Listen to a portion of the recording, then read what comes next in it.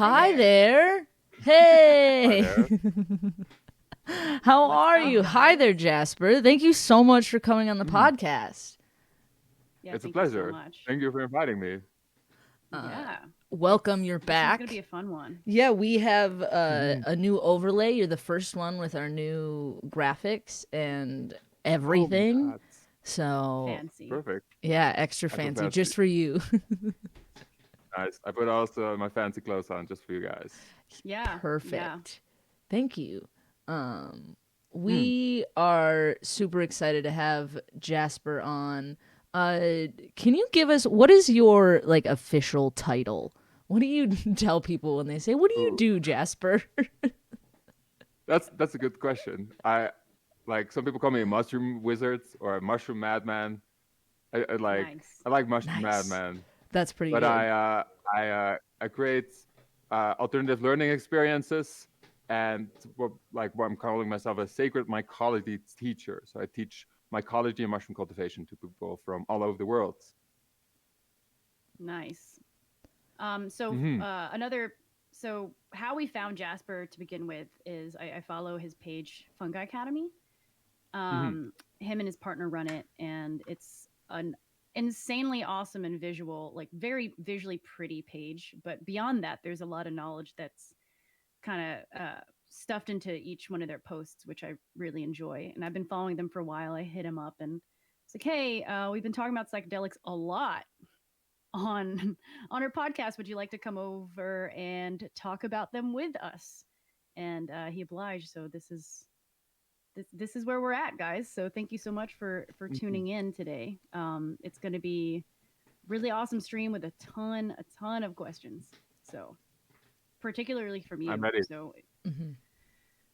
awesome. Sorry about the lag, guys. There's a lot going on. Um, I think I'm getting my frames are skipping, so just ignore it. I mean, it's a podcast, so hopefully the audio's fine. Just turn the video off. Hey, imagine that Yeah, there's like an audio only feature on on Twitch too.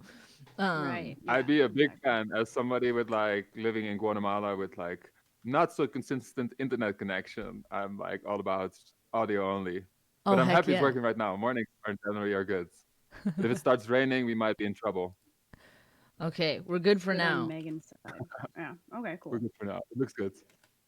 Cool. Yes. Okay. So let's talk about mushrooms and your personal journey into why you even started studying mushrooms, taking them, et cetera, et cetera. Tell us about yourself, Jasper. Cool. So I'm from the Netherlands, and legislation in the Netherlands is quite different. When I turned 18, I was legally allowed to go to a store, a smart shop like we call it, and buy mushrooms, magic mushrooms, psilocybin mushrooms, however you want to call them. And at first, I had like a very small experience with a couple of friends that actually offered it to me, and I had like a great day. And I was like, "Whoa, this is fantastic! I want to experiment more with this." And next thing you know, I became like this quasi shaman, like buying like shit tons of mushrooms from the store and like feeding to all my friends, like, "You got to try this. This is so good." Um, so that's what started happening, and I like it was really interesting because since there was not this stigmatization and we didn't think we were doing something wrong, I actually spent a lot of time like just walking around the city, like hanging around with parks. Actually, not the best settings if you look at it from all the experience that I have now. But I was having fun, and we were not getting paranoid. I remember actually one time my friend in a supermarket because we somehow like going to supermarkets because all the colors and the lights are so bright. Um, that my friend just started like cracking up because he was looking at like I think it was dishwashing soap and like high on mushrooms in a supermarket, and we Nice. just all started cracking up. And like this lady was like, "Are you guys all right?" I was like, "Yeah, we just had some mushrooms." It was like, wow. So for us, that was like completely normal. And how I started cultivating, I was like, they're not super cheap to consistently buy yourself. So like I bought these grow kits basically, and you can buy like oyster mushroom grow kits or lion's mane mushroom grow kits everywhere in the world. But in the Netherlands, you can also buy sacred mushrooms, magic mushroom grow kits. So like I kept buying these for like 25 euros and was growing my own mushrooms. And I was already like doing some research on like how to go through the whole process, but I was living in like this really dirty student dorm, and I was like, this might not be the best place to start cultivating mushrooms. And like after like a couple of big life changes, I started traveling the world, just like trying to find myself a little bit more. And mushrooms were always there, but not like super on the high ground until like I'd say like 4 years ago. I started picking it up again, but I was traveling, so it was really hard to cultivate mushrooms. But I was doing a lot of research, and I was reading like all the books on like medicinal mushrooms, psychedelic journey work, mushroom cultivation, and then eventually I got to Guatemala, and the Fungi Academy, as it was in a different form. But like I heard of the Fungi Academy in Mexico, in Oaxaca, Mexico, actually in San Mateo, which is like this hub of the sacred mushroom. This is where R. Gordon Watson went to find the Mazatec people, and eventually had a connection with Maria Sabina. That's all in that same area, and the mountains of Oaxaca are actually the most biodiverse place in the world regarding fungi biodiversity. And that's where I learned the Fungi Academy. And then I arrived here on Lake Atitlán in Guatemala, and that's that. I got there. I was like, oh, it's like completely different from what it is now. But I had this really deep calling from within, like I'm gonna be here for a long time. And this is before I met my business partner Oliver, and there's actually like only one person in a building that was kind of falling apart. It was actually, we had a mold issue. There was black mold growing in the foundation, which is kind of ironic for a Fungi Academy. But we moved eventually, and we started like redoing a lot of the structures and foundations of Fungi Academy to bring it to where it is right now. And yeah, that's my journey with mushrooms, basically. And I teach people how to grow mushrooms. I really enjoyed hearing about how you ended up in Argentina to begin with. Guatemala. I'm sorry, Guatemala. Jesus. Yeah, sorry for the audio buffering on and off on my stream, guys. Please go to Megan's channel to experience a better interface here. But anyways, yeah, tell us about how you ended up where you are and your original plans. Oh wow!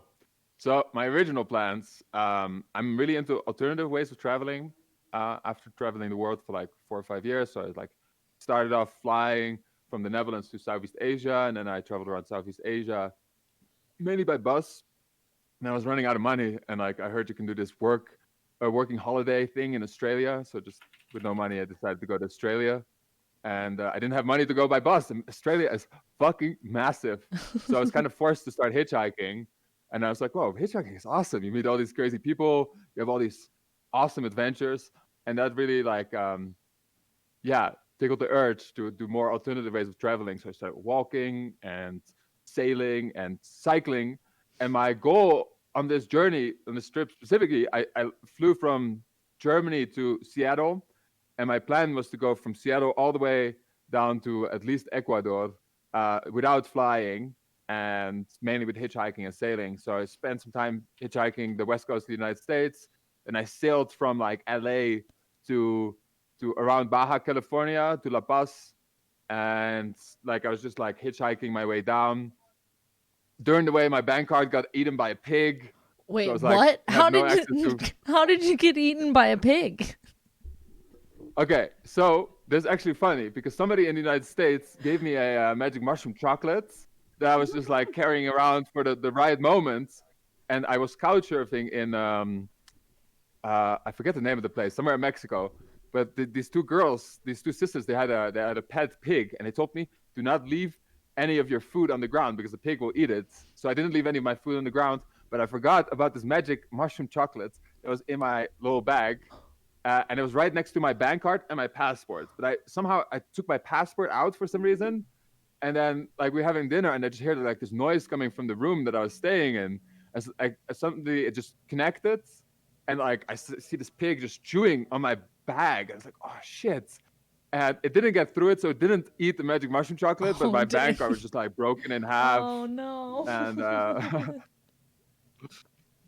yeah, that's how it happened. I really Some, thought the like- pig was And going I to eat the took- magic mushrooms. I thought this was going to go Yeah. a whole other way, and you were going to have to sue the pig through its first mushroom trip. I mean, at least he left you that. That'd be so there- intense. you know, there's at least that. There was at least that. Yeah, I did enjoy it in the end. Although it was kind of smushed, it was still good.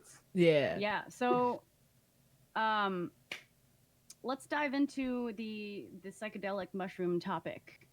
I Hmm. know a lot of people start talking about microdosing on my posts. So before we get into microdosing, can you talk to us about the difference between macrodosing, microdosing, and the pros and cons of either one, and kind of just tell us the differences? I think it's really important to note at first that like all experiences with psychedelics is completely relative. Like if I would take, for example, 3 grams of dried mushrooms, and you would take 3 grams of dried mushrooms, even if they're um, the same mushrooms, you might have a completely different experience, even if we're sitting in the same room at the same time. And the main idea of the difference between how I see like microdosing and macrodosing, and it's funny because a lot of people in this area of the world, they say they're microdosing and they're saying like, yeah, I only take half a gram, and it's like, well, I wouldn't say that's microdosing. And like how some people classify it as sub perceptual, but that's an interesting statement because I'm not, when I microdose, I don't feel like, I don't see patterns, I don't become like in the psychedelic state, but I definitely perceive a difference in my consciousness, and it's mainly my alertness. I feel it's like I'm cognitively enhanced, so I feel my memories are more accessible, and I just have a better time vocalizing what I want to say, and it's just easier to be happy and myself.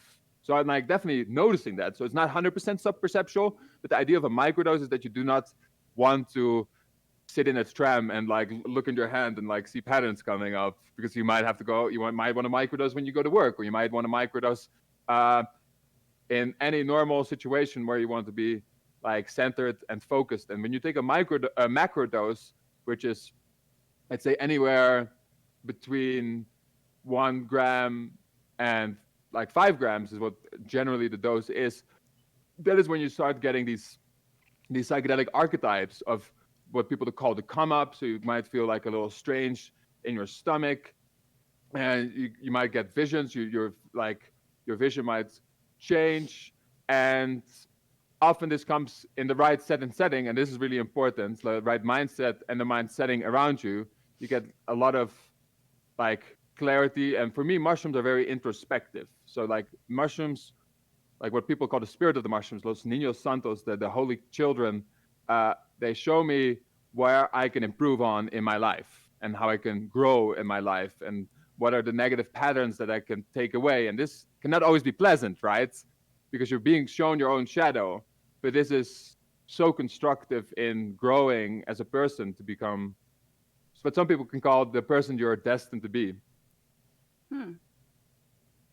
So again, can you repeat the dosages, like between the difference between macro and micro? Because a lot of people just want to know how do I know it's a proper microdose versus a macrodose? Mm. I'd say a microdose, you should not feel like the come up. You should not. I'd say like start the microdosing, start as low as possible. And we've had a student who was a Vipassana meditator, and I gave him a dose that's 0.05 grams. So that's like nothing. That's like half of what I take as a microdose, and he was still feeling these effects. So these dosages are all different for everybody. And I'd say start with like a dose like this, like 0.05 grams, and see how far up you can go with like. And you always need to experiment on days that you don't have to like go to work and sit in an office all day, you know. But like see where your boundary is and what's your perfect dose, because we're all different humans and we all have different body weights, and the medicine all like changes like significantly on each individual.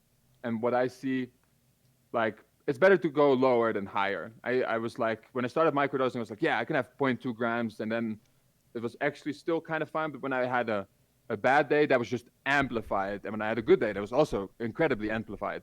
And right now, I feel less is more. Yeah. Hmm. Interesting. Mm-hmm. So it just like you felt like it would just is it the same sort of thing with microdosing that it tends to just amplify whatever emotions that you're having?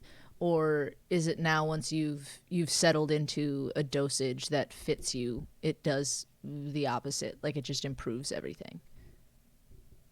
Yeah, more so the latter. I feel like Okay. it improves everything. And when you are in the high spectrum of a microdose, it might also amplify the bad the bad feelings and the bad like flow. That makes a lot of sense. It feels like I remember one of my favorite TV shows is Hamilton's Pharmacopoeia. And Hamilton Yeah. Morris, yeah, and he was when he was on Mm. Joe Rogan's podcast, I don't know what podcast it was, and he mentioned that like the worst thing that could happen in a trip is that you die, but then in reality you've now gone through death, and like you're now not afraid of death, or like you faced your biggest fear within your mind, and now you can go throughout life without doing that. And I think that's I don't know why I said that. Honestly, I don't know where I was going to connect that. I had a connection in my brain and I don't know where it went. It's gone now. Yeah. So I think you're piggybacking off absolutely right that, though. Yeah. Uh-huh. Thank um, you.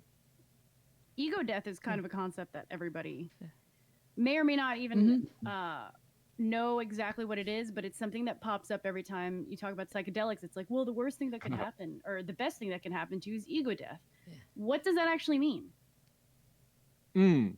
It's like ego death is kind of like it became a meme, just like the 5 dried grams of mushrooms in the silent darkness, you know. And I think it's again this really subjective experience because I've experienced different layers of ego death where I've had ego death on 500 micrograms of LSD where I completely lost all connection with the essence with the ego that was Jasper. I was just like so deep connected to the universe that I felt one with the universe, and I was one with the universe for an amount of time that I was in a completely different dimension. And then when I came back to my body after my body was calling me because I needed to pee and I was laying in my bed and there was still some sort of that connection. It's like don't pee in your bed, just like get out of this. But I woke up and I put my headphones off and I like looked up around my room and I didn't know where I was. I looked at my hands, like what I didn't even know what I was. And this Oh wow. like rippled off for like a minute or so. So that's definitely a version of ego death that can happen where you just lose reality of like who your essence as a person is because your soul, your consciousness is one with what some people see as God or like the whole collective consciousness, what Rupert Sheldrake calls the morphogenic fields, which is the consciousness of like the whole universe. And then there's also an ego death where, and this is more in the shamanic tradition, where you are being taken away from your ego by either a spirit or like the guider of the medicine. Can be ayahuasca, can be mushrooms, can actually be any psychedelic. But and this is what like I've never experienced that this like so like ego disconnection of the death with mushrooms, but I've experienced this with like LSD. But like I've experienced another version of ego death where I was not in control of my ego anymore, and I was just taken on a journey by what felt like an outward spirit to show like again where I needed to improve, what I was like, and this again super amplified, right? And like you might be like a little bit self conscious about like this little bit, but like that can be so amplified that you don't have control over your own reality, and that's how some people perceive ego death in a way. So it's almost like disassociating yourself from your physical being and Mm. look it's almost like looking at it at an outside perspective, and therefore you're not defined by your ego anymore. You're kind of just like outside Mm. looking in. Yeah, It's interesting. I see this as like psychedelics in general. They're like this seeing your own life as a third person perspective. And like I've Hmm. just met you, but for me, it's really easy, for example, to see it's like, oh, this person is communicating violently, or this person is like, I don't know, it's like, oh, it doesn't look like their body is really healthy right now. But like, it's so hard to reflect these things on yourself. And for me, psychedelics are just this mirror that can show you your life as you're looking at yourself from somebody else's perspective. Mm. It's really helpful in trying to self help and self assess. Really Mm, cool. mm, Yeah. I mean, from what Uh, I've always learned from psychedelics, or I remember like my first friend that ever said anything about psychedelics. They talked a lot about how much you have to respect them and like think about them in like a way of, I don't know about guaranteeing a good trip or about having a better trip is like setting your intentions beforehand and like respecting them as a like a medicine instead of a something you're doing to like party or something along those lines. Is there anything that Mm. you have like learned to help guarantee, or not necessarily guarantee, but like help have a better trip of that sort? Mm. I think that's a really good question, and I think this is like the zeitgeist, the time ghost of right now. Is like how can we, as a collective, work consciously with this medicine, right? Because Mm-hmm. to me, it's been a medicine. I've come over depression and many other like psychological illnesses with the help of these medicines, and um, to an extent, this like by the therapeutic like session because it's like this drive for it to become legal. They're also like, yeah, you have to be really careful. You have to do this and this, and to an extent, right? Because like I've started using it when I was not intentional at all, and I was absolutely fine. I've never experienced what I more so like to call a challenging experience so much. And this is from the one lesson I got really early on, and that's let go. So if you like what some people used to say in the 60s and 70s, if you see the dragon, jump into its fucking mouth. Don't be afraid. Don't try to run. Just like accept whatever is going to come over you. And if I see a lot of people have struggles when they're trying to fight like something that the medicine is Okay. showing them. And Interesting. I would like to mention two things that like are really important, and that's set and setting. So set is when we talk about set, we talk about the mindset of the individual wanting to experiment with psychedelics. So like some people like for example, I love marijuana, and like unfortunately, it was like an escape drug for me. Right, I had a shitty day. I'd smoke some weed, and I feel better. And for a lot of people, alcohol functions in the same way. But if you use psychedelic medicine in the same way, it can give you a very challenging experience. So you want to be in a stable, intentional mindset. And then setting is also really important. And like I said, like I was fine walking around the city and going into supermarkets, but there's definitely generally some ideas that like it's better to have the setting of your own house where you feel comfortable, where there's like nice pillows you can maybe hug if you feel bad, or like where there's like a safety of where you feel safe. I think that's the most important thing. If you feel safe, it's so much better to have a pleasant experience and journey than in a place where you potentially can feel unsafe. Yeah, I have a friend who actually commented and asked a question on Instagram. She said, Mm. "Is there advice that you would give to somebody who's only really had bad trips?" Um, because she said she's at this point given up trying due to the Mm. nature of her trips. How would you kind of try and help somebody out that, in general, kind of goes down that path? Mm. Like I think journaling is a really powerful tool for this. And like I would like to move away from this concept of bad trips, because I feel even if I have a challenging experience, there's so much that I've learned from in the end. And I hope your friend also has learned a lot from these challenging experiences. And that's also what um, current studies are suggesting, that like even the people that have a challenging experience will eventually have like a lot of benefits from this. Mm. And how to move forward is like seeing what is the key concept that keeps coming back up, that creates this challenging experience. And I feel like we as humans, we like to like expect things. It's like, okay, I have this Mm-hmm. expectation before jumping in, and I feel it might be really beneficial to release all expectations, especially if you have had challenging journeys before. It's like an open book. And and this is like a little bit of a contradictionary thing that I've personally have experienced. I'm definitely not trying to like emphasize like, yeah, this is what you have to do. For me personally, the most challenging experiences that I've had is when I took a dose that was not like was like on the verge of like a really high dose and like a casual dose, which I would, for example, can take at a party where I can still converse and not having this life changing experience. But anywhere just in between, where you don't really like jump over the fence and get into the Garden of Eden, that Mm-hmm. has like brought me more challenging experiences, because you're kind of in limbo. Mm-hmm. And this is for different for everybody. And like definitely not saying if you only had challenging experience, just take more. But like this is like if you if you do take more, you don't have a choice. You have to let go because there's no other way. But then again, this has like I completely suggest doing this with somebody that you trust, that is not on the medicine at this point, that you feel secure with, that can support you through this process. And that's like if you're witnessed in your process, to me that's been really profound in my own growth, because it makes you, again, this feels in this form of setting, right, where you feel more secure when there's somebody around you that you love and trust. Yeah. Yeah. So Megan in the past has described, reshaping your neural network into this like scenario where you're pretty much laying down like a fresh sheet of snow down a hill that's already got its inlaid grooves. Can you go further into that concept and like kind of explain how mushrooms work on the brain and like what it does and why people get over things like depression and PTSD?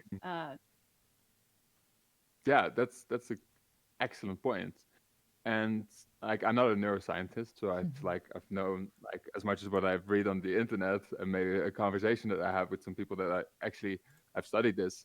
Um, but from my understanding, the newest part of the brain, which is called something cortex, the name shoots me away, and this is why I'm not a scientist, because hard names Limbic just cortex, maybe? uh, possibly. Anyhow, this is like I see it as the intersection point of our brain. This is where our brain is collecting all the data from like the parts that like perceive our vision and our hearing and like our sense of touch, and all information goes through this. And we in the modern society get so like exposed by all these impulses of like constant entertainment on like screens, or like if you live in a city, constant car noises or like constant noise, and this can overload this part of the brain. And when they put some people in functional magnetic resonance imaging machine, which is basically a big brain scan machine with like magnetic waves, they expected a lot of explosion to happen within the brain. But actually, this part of the brain that's like that intersection got turned off when exposed to psychedelics. And because the brain is really plastic, so it can not like we have a plastic brain, but it's really good at adapting and really malleable. It needs to find different ways of communicating. And this is why a lot of people perceive to see music under the influence of a psychedelic, because the part that actually like processes like your perception of sound and your perception of vision are actually directly communicating without this mediator that you have in your normal consciousness.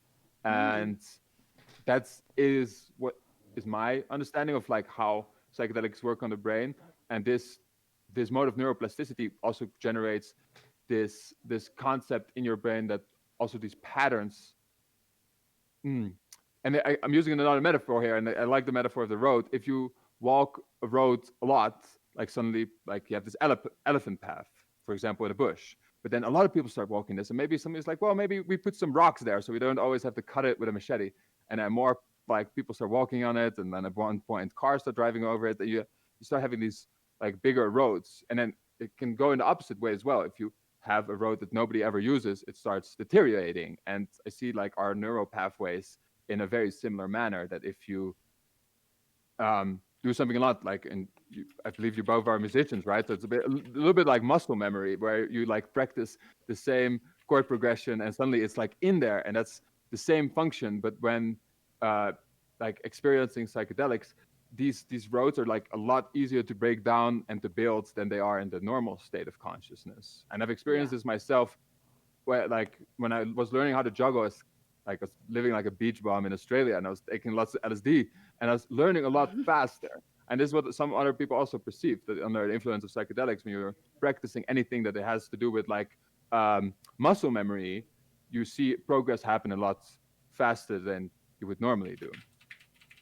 And like I see like somebody that has PTSD or depression, that's like a negative road that's just really big, that's really easy to travel for all these neurons and these neurotransmitters to go through.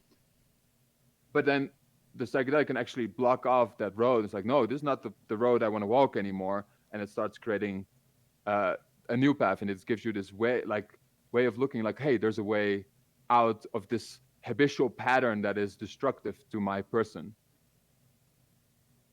If that Hey, makes Megan. sense. Yeah. Yeah, I'm gonna restart my computer real quick. You could keep the conversation going, but I'm having some really bad issues on my end. Yeah, dude, go for it. That's really interesting. So the it's like it's really I feel like I constantly the more introspective I get, or the more, or at least when I started taking psychedelics, it opened me up to that like idea of we're all connected. And then once that happened, it's like these metaphors in the same manner of like our brain patterns working in the same way that roads do, or things like that. It seems like our cells mirror what like the earth is. You know what I mean? Like, and so that's like it's the same sort of thing that reminds me of that. So another thing that I've also experienced in psychedelic issues is that, or when I take psychedelics, is tend to have stomach problems in any sort of manner, and I think that usually comes from like the confusion of, do I eat food before? How do you consume them? Are you supposed to, like, is tea, do you put them on like toast? Like, what is when you're like talking through someone like their first time, what is your recommendation for the like best way to experience them or to consume them? That's a really good question. Thank you for asking. I personally have experienced this a lot in my early years of experimenting with psychedelics. I always had stomach issues, and then at one point somebody's like, "Just don't eat the day that you are going to be consuming any psychedelic." And so I did. I didn't have breakfast. I didn't have lunch. I had my experience, and it didn't have stomach issues. And if you look a little bit like on energy division and like our body, and like the stomach and like the gut and everything that is controlling like the digestive process takes up a lot of our energy, and then it's our brain. And I've had like one experience that made this really clear to me. I had a really like a challenging LSD experience, and like again stomach issues, lots of stomach issues. And then like a couple hours in, I had to poop, and I released all that stuff, and afterwards it's like I Yeah. felt like all the power going back to my brain and being able to handle all of this neuro firing that's happening in the brain. Yeah. And after that I was like really adamant about taking like a high dose of psychedelics, no food in my stomach Huh. whatsoever. And that's what I would recommend. And right now, a lot of people are saying like, don't eat 4 or 5 hours before. If you still Okay. want to have a light breakfast, you can definitely do that. But for me, it's either yes, full on yes or full on no. So for me, it's like no foods the day Yeah. of taking any psychedelic. Oh, that's really interesting. Have 'Cause you experimented with this? I so when I was, of course, this in legal states for terms of service reasons. But when I was in Amsterdam, the first time that I experienced anything with truffles, the person that we got them from at the Magic Mushroom store, which we're now kind of, because Raquel has gone back and tried to find this shop and she couldn't find it. So we're now kind of convinced that this was like a spiritual like apparition that like opened this shop just for us, cuz I definitely like he was the nicest dude in the world too. But so he had recommended Cannot find it. don't eat anything the morning of, and so like anything before you take them. So I didn't eat anything. I think maybe I had like some grapes or something like that, and it was fine during the trip, but then afterwards I had really bad stomach pain. Like it was weird. And I had and then I think the next time I took psychedelics, I can't remember if I ate or not. I might have done something different to see, but I had like similar effects. But I also think I took like either way too much or not enough. I don't know. The dosage on that one was questionable. Yeah, I And what really did you wish. take the second time? I don't even remember how much it was, and I don't know if I finished what we Mushrooms, were though. taking either. Yeah, they were mushrooms. Yeah, Mm. yeah. I really wish we knew exactly what dose it was. Would you happen to know how much they pump into like a bar I think that of was. chocolate? Like I think it was do you 2.5 remember? milligrams is what we took in on that chocolate bar. I think, or it was total I think it's 2.5 5 grams probably. I or think it's grams. Yeah, grams Milligrams, it's because definitely we were grams. yeah, Yeah, tripping. grams. Yeah, yeah, yeah. 2.5 is a decent dose for sure. yeah. But we And split it's one of those interesting that like the bars. combination with cacao. Oh, Mhm. okay, yeah. Mhm. So it's probably That's like still a one decent dose. point Mhm. something. Yeah, 1.75. Mhm. No, that's yeah. not true. I That's 1.25. yeah. So it's interesting that you mentioned truffles and like stomach issue, right? Because like truffles became like a thing in the Netherlands after in 2008. Mushrooms became illegal because unfortunately this young French girl was probably not in the best set or setting died on truffles, but she also had speed and MDMA and a lot of alcohol in her system. And like since the things that were legal were the mushrooms, the government decided to ban the mushrooms. But they never mentioned something in the law that says something about growing anything under the ground. So the truffles is a different way of like forcing the mycelium, which is the main body of the fungus, right, to grow a fruiting body underground. And what we see a lot is that like these truffles contain a lot more baeocystin and other different mycotoxins that, to me personally, are not as pleasant. So I have more Mm, stomach issues with magic truffles than I do have with magic mushrooms. same. So there's actually, I mean, I always thought that truffles were the same thing as mushrooms, except they're grown differently. So is that not true then, or?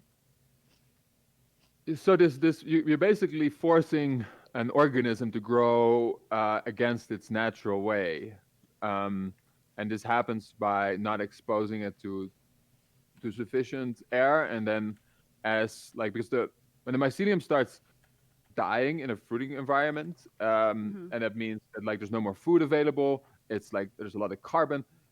Normally, this moment you give it fresh air, and then it grows mushrooms, so it can spread its spores for the next generation.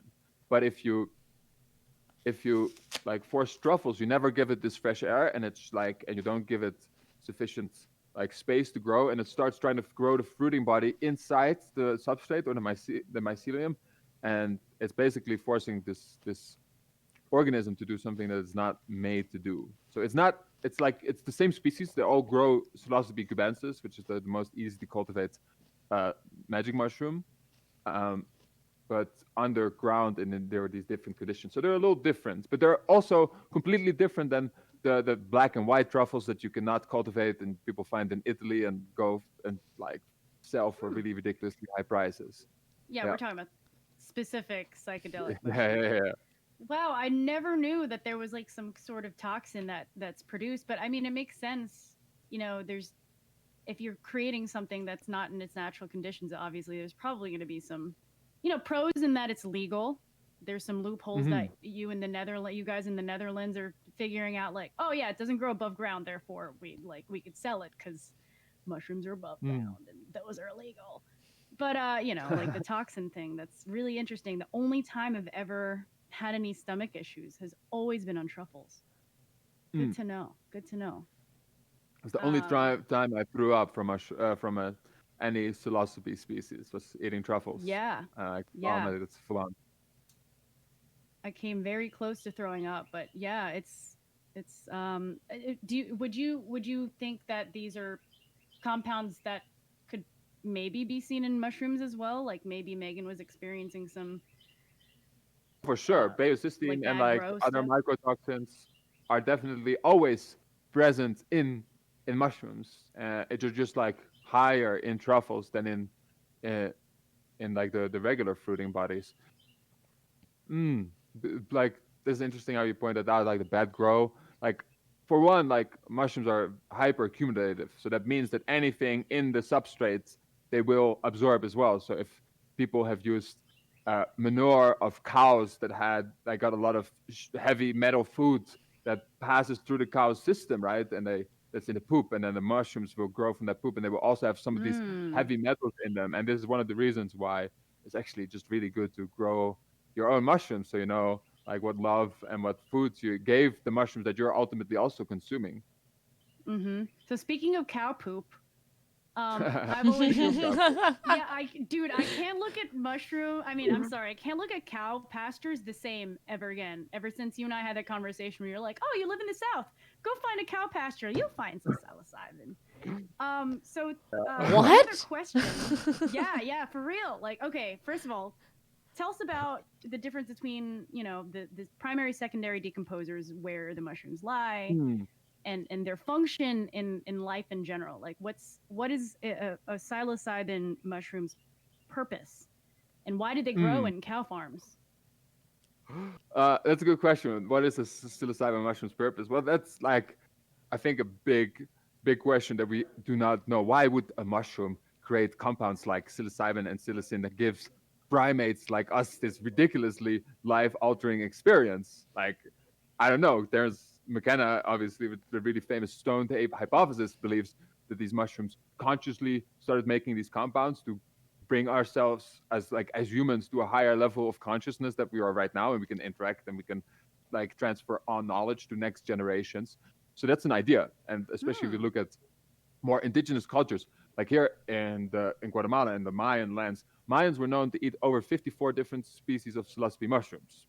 So there was like this ridiculously strong connection to psilocybin mushrooms and the culture.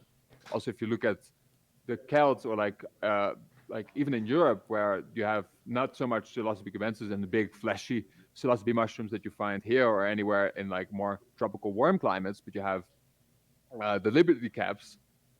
A lot of these traditions, they talk about brewing meat which gave you this ridiculously esoteric experiences. And this was often done because mushrooms store really well in honey. So you store the mushrooms in the honey, then you make the meat from the honey, and then some of the psilocybin and psilocin is transferred to the honey, and then you have like a really good party drink, basically. That's dope. That's really dope. And yeah, it's really dope. And so if you look at it like it's a non-human way of what the purpose is of psilocybe species, they are what we know as secondary decomposers. So they eat the feces, like not all psilocybe species, but psilocybe cubensis specifically.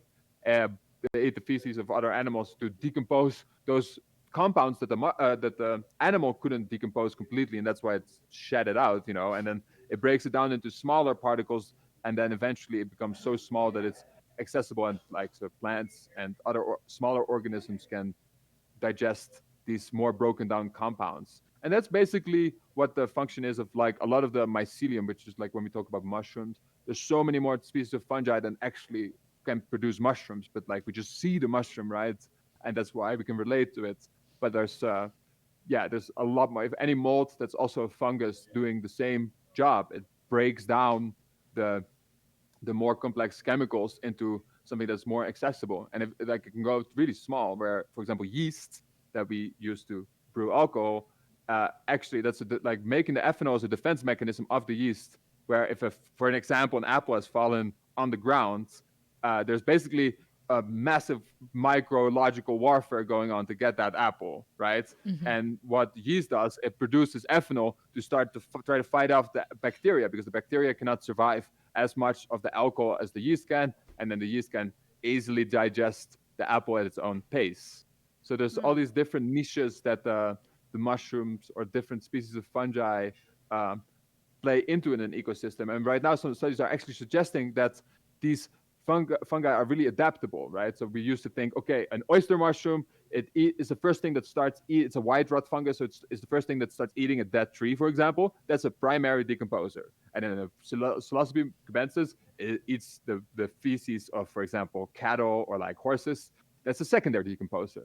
But now we're seeing that some fungi start as a what we call like a symbiotic um, endofungus, which is like in the plants, the cell walls of the plant, you can find these specific fungi, and they can have like a symbiotic relationship with the plant. But then, if the plant becomes sick, this symbiotic relationship can actually turn into like an yeah a parasitic relationship. So this fungus actually starts eating the plant, and then it can start decomposing it. So it moves into these different stages. Like, I don't know if you guys are familiar with the biggest organism on Earth, which is this massive honey fungus in Oregon, which is like, you can see it from like really high in the sky, because it's like it made this massive meadow basically. And it starts as a parasite and it kills the tree, and then after the tree is dead, it actually starts decomposing the tree and breaking it down into Oh. smaller, yeah, Never heard of it. particles. That's cool. Yeah, Yeah, that's very cool. fungi. Another thing, just getting into mushrooms, I realized like how abundant they are. I never paid attention until I really started Mm. looking around, and how frequent you find them, whether they're secondary or usually I find the primary decomposer like by decaying wood or something if I'm going on a hike. Hmm.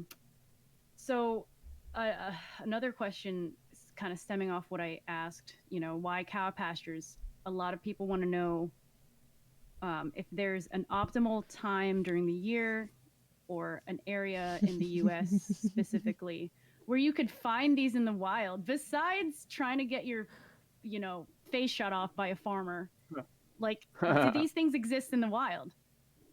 Oh yeah, and especially in the United States, there's so many different species of psilocybe mushroom that you can find in the wild. And again, I Huh. believe, I'm not a United States citizen. I have no clue about your laws, but I believe Yeah. picking them is not completely legal. But if you live, for example, in the South, Hypothetically. hypothetically, Yeah. Psilocybe cubensis is found in the warmer times of the year. I'd say summer. I don't really know the climate exactly. And like, for example, in Australia, there's places in Australia that have Psilocybe cubensis mushroom growing every week of the year.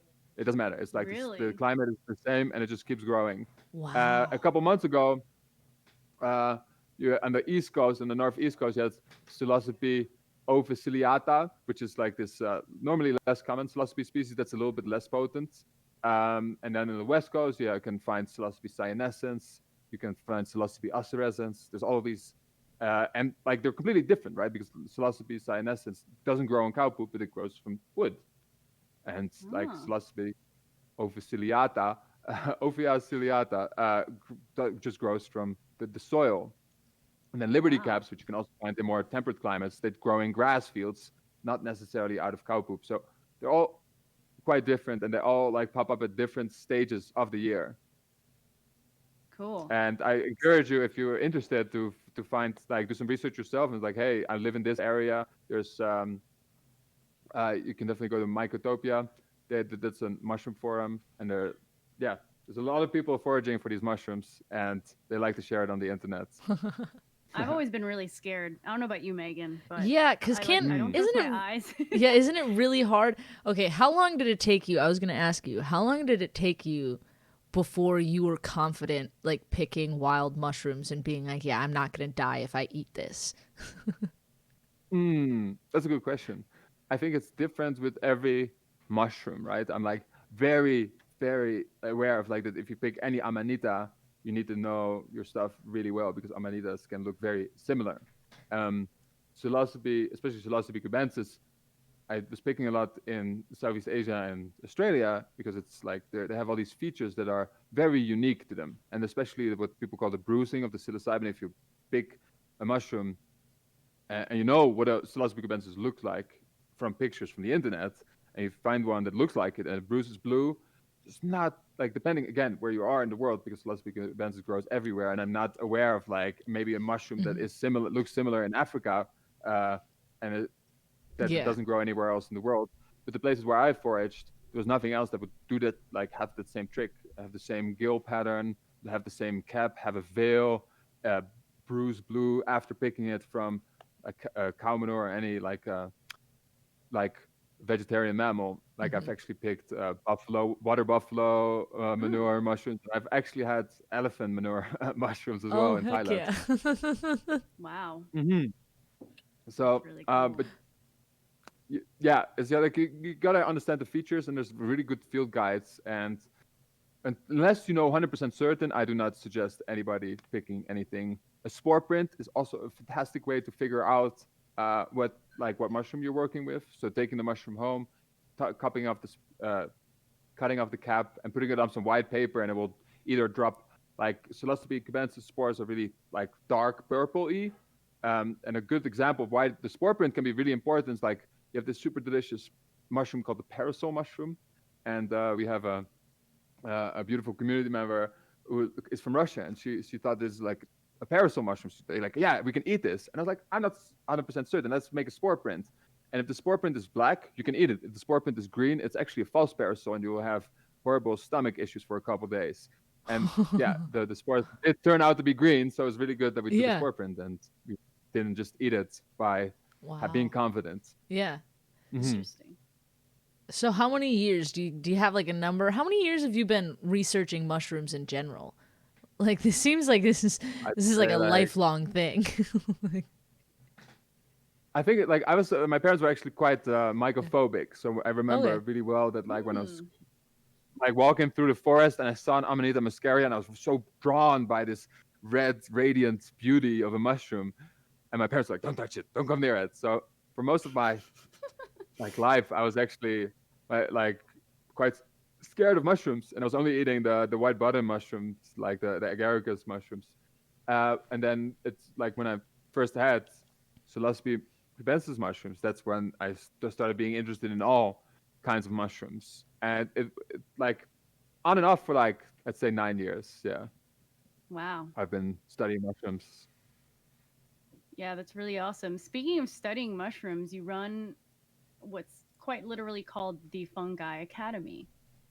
Uh, Yeah, Fungi Academy. so yeah, so can you tell us about what the program's about and how accessible it is to the people here that are listening? Oh yeah, for sure. Um, so we're currently creating what we would call the Sacred Mycology online school, online sacred mycology school, and this encompasses a lot of aspects of what we call sacred mycology, and it's mushroom cultivation. And Raquel's actually seen the mushroom cultivation course that we've currently been building, and this takes you any person that's interested in growing mushrooms and doesn't really know where to start through the whole process. And not just like the super basics, but we also teach you how to do sterile work, lab work, how to make agar transfers. And I can actually show you something real quick. 1 minute. Yes. Show the class. Heck yeah.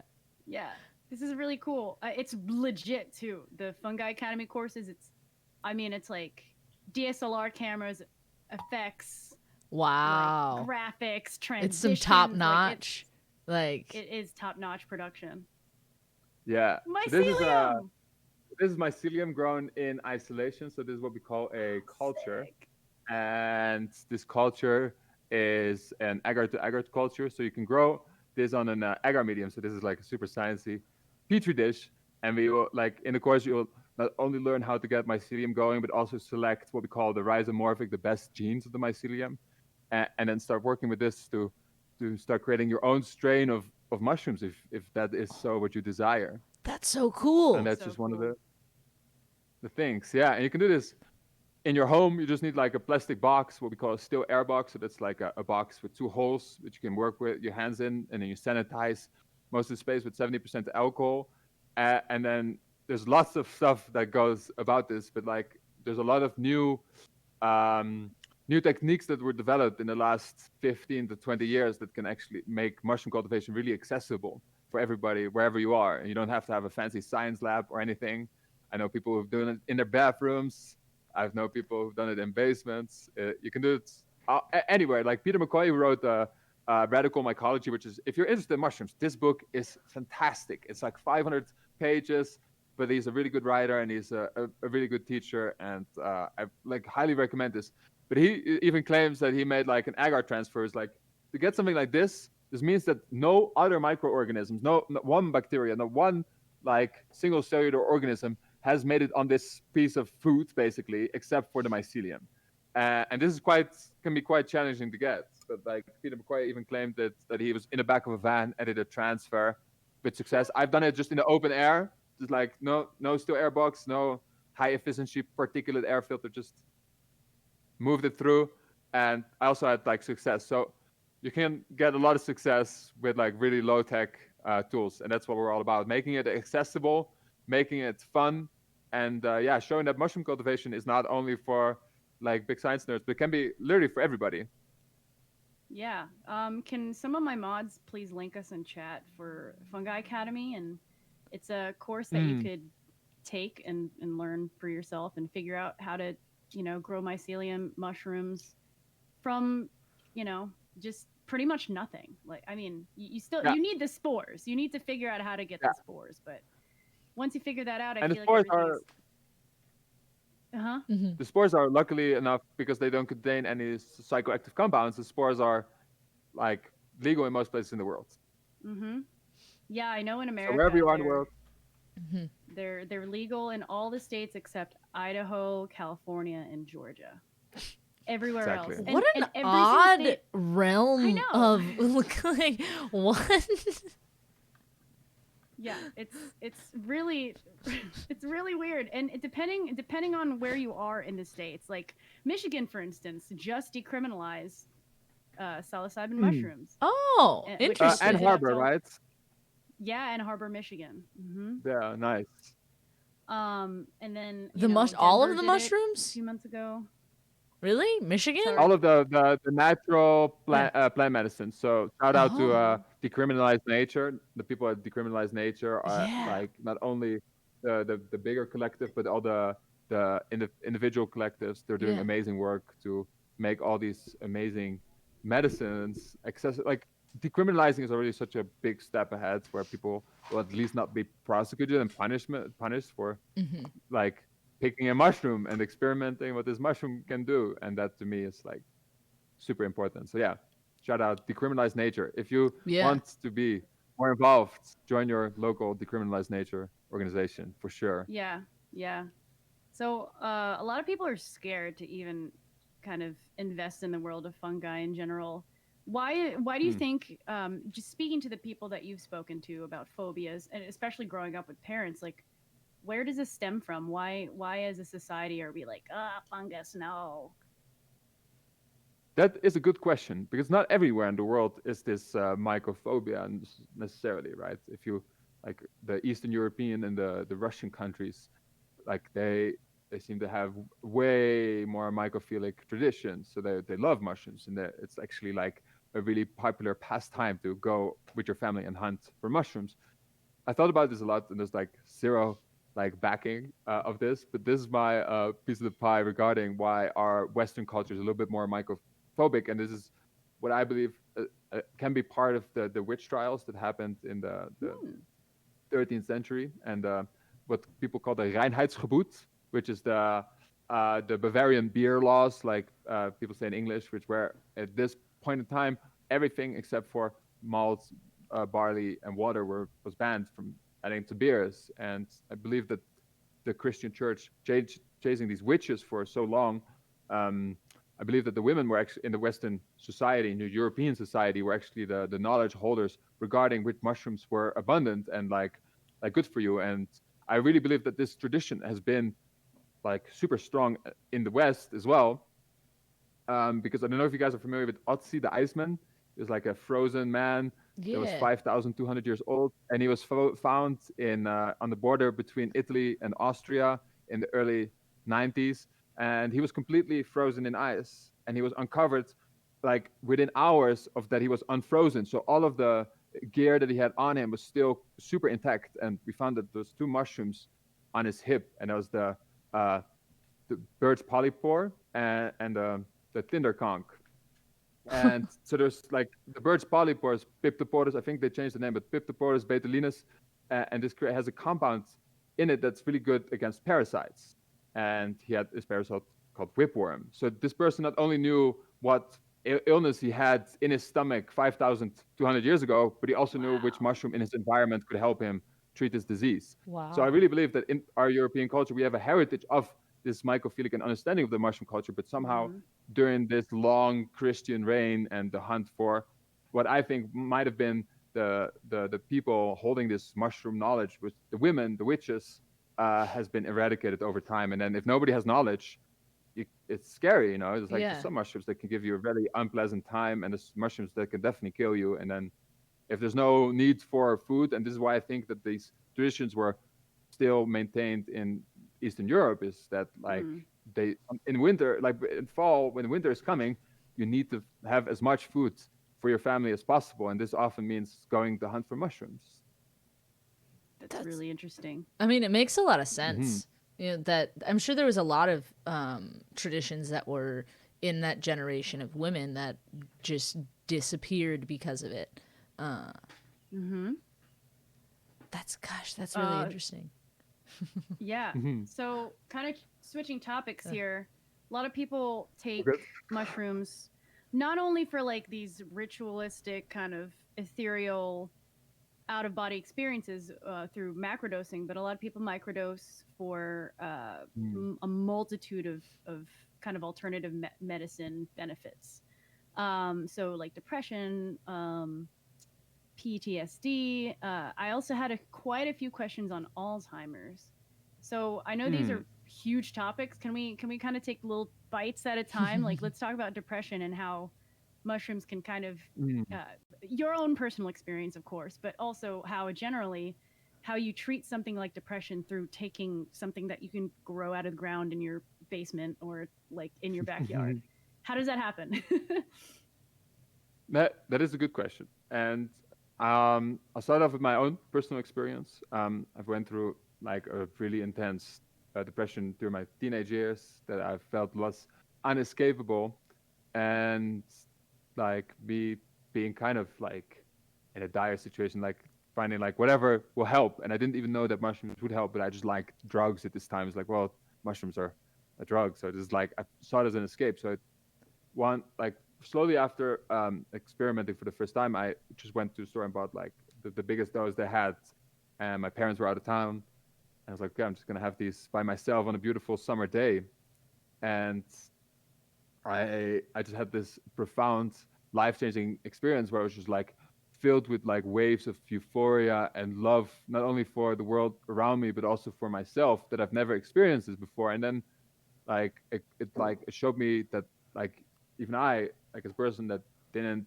like I didn't perceive myself as somebody that could experience happiness so well. I was always faking the happiness, but like I thought like, well, this is just me. I can't really be truly happy. But then I felt, whoa, I can be truly happy. And I also saw I was actually like watching The Lion King on the come up, and like during like the Timon and Pumbaa when he's in the jungle, like Simba's in the jungle, I actually realized like I spent too much time with Timon and Pumbaa in the jungle because I was playing a lot of video games, and that's like how I That's so related cute. to it. I need to step up for my purpose, and Yeah. then I related to Simba so much, and that gave me like a lot of strength and a lot of motivation. And then like I was listening to the tallest man on earth, and like it was after the peak, and I started smoking a little bit of weed, and I just started crying out of happiness, and that was the first time that I actually remember crying out of happiness, and that release was just so powerful and good, and like the after that was not like, okay, yeah, depression over, let's take it world, but it was a really good first step. It was like, hey, I can do this. I have the sovereignty and the power to change my own reality for for my own good, and that's like how I personally experienced mushrooms helping me with my depression. It creates this abundance of love and like self love, and I feel, with personally with my depression story, is like my issue with depression was that I didn't love myself, and mushrooms taught me and showed me that I am lovable, even by myself. Oh, it's like it opens up those areas. It really lets you like drop all of your guards, you know, allow you to be truly Mm. vulnerable, you know, that like feel empathy. That is, I think, a big thing with a lot of people that experience psychedelics for the first time is that they're like, whoa, I didn't like didn't know what empathy was like until I took psychedelics. Mm-hmm. Hmm. Yeah, Which that's like the empathy part is yeah. like super important, because like not only like we discussed before, right, that like the psychedelics are like a mirror of showing yourself, but you also deeply understand the experience of other beings and not only necessarily humans, right? Mm-hmm. And I feel like they just emphasize everything: love, empathy, all the things that like to me are important in life. Yeah. Mm-hmm. Mm-hmm. So yeah, how does that do you know anything about how mushrooms actually tackle depression? Like, how does it work in your brain? What actually happens? Oof. So I do know that since we like the shift that can happen with this neuroplasticity and like this Uh new huh. neural pathways that are formed during this process, uh, like the depression, the people that are clinically depressed, there's like a specific neurochemistry that's happening that people somehow can identify, and like often like with the clinical studies that are being done right now, people do see a shift after 1, 2, or 3 sessions of these psychedelic compounds, and like how it chemically works, like this because then we're talking about like how what's going on in the brain and what's working with the consciousness, right, and how that is related to each other. And I think there's a lot to explore in this realm that I'm personally not completely certain of. There's definitely like a lot of people like Stanislav Grof. Um, we actually not only doing a mushroom cultivation course, but there's also a psychedelic we call the Sacred Mushroom Journey Work course with our brother Julian Vane, and he wrote this amazing book, Getting Higher, and he spent a lot of his like time like looking how to create ceremony for personal growth, and like going at it from lots of different angles. How something as powerful, like if a change can happen from like magic mushrooms or like any other psychedelic, I can only speak from my own experience, and I have no clue what actually goes on in the brain. And I also don't think that there's a formula that works for everybody. I think Mhm. everybody needs to experience something different to get to that Yeah, same point, because absolutely. everybody's source of pain and depression and trauma is different, right? It's like my trauma was caused by something completely different than somebody that has post-traumatic stress disorder, because I've never been in a war situation. I've never been Mhm. harassed or molested or attacked that would have caused that PTSD for me. So Mm-hmm. yeah.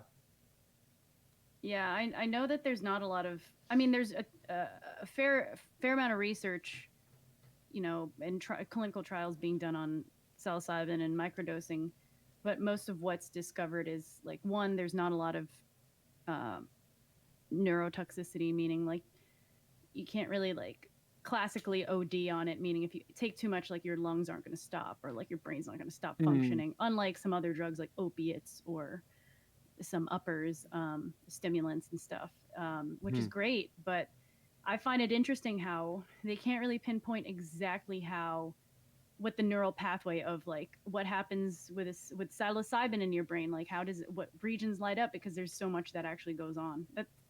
That sounds about right, mhm. right? Yeah, I think so. I think there's like it's also difficult because we can only see where more energy is going, and like we cannot open up somebody's brain to see what's going on inside while they're still Right. alive, you know. So that's Yeah. like definitely a hurdle in this whole process. Yeah. Um, to go back into like this other question of like Alzheimer's, and Mm-hmm. like I don't know necessarily about like psilocybin mushrooms and Alzheimer's, but I've like my grandma is still struggling from Alzheimer's and dementia, and like I was not in the Netherlands for a long time, but when I was actually like helped her with some lion's mane mushroom, and the lion's mane over time.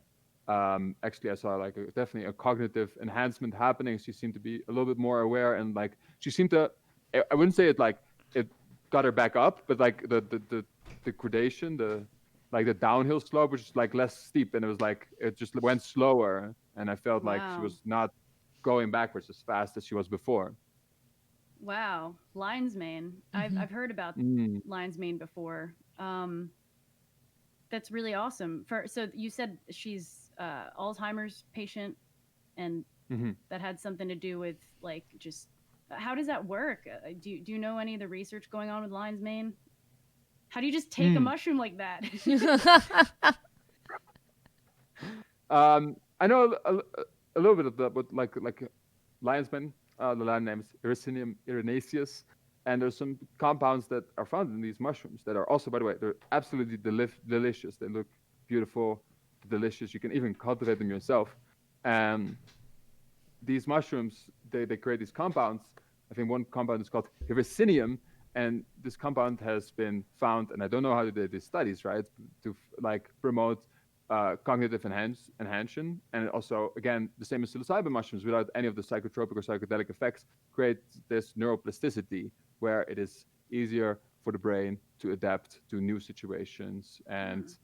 what from my experience of talking to people that have had brain damage or have had like something like Alzheimer's, like I forget this syndrome that's called after you got lots of concussions. That's tackling a lot of American football players and rugby players. But I talked to a lot of people that have found that like taking lion's mane mushroom actually like started recovering their memory. So there's some evidence suggesting that not only can this create more neuroplasticity, it also can restore some of the neurons that have been damaged in the brain, and that's Wow. super exciting to me.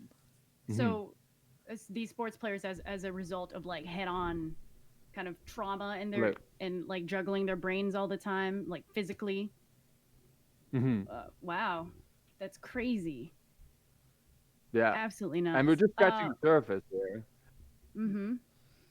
because there's so many more mushrooms, and we know, for example, that like there's a lot like a really ancient tradition from the east, from China, with reishi, which is an antihistamine. They also call it the mushroom of immortality, but like this subgenus, this genus of mushrooms called the Ganodermas, which means the shining skins, which is a reishi, artist skunk, and so many more mushrooms.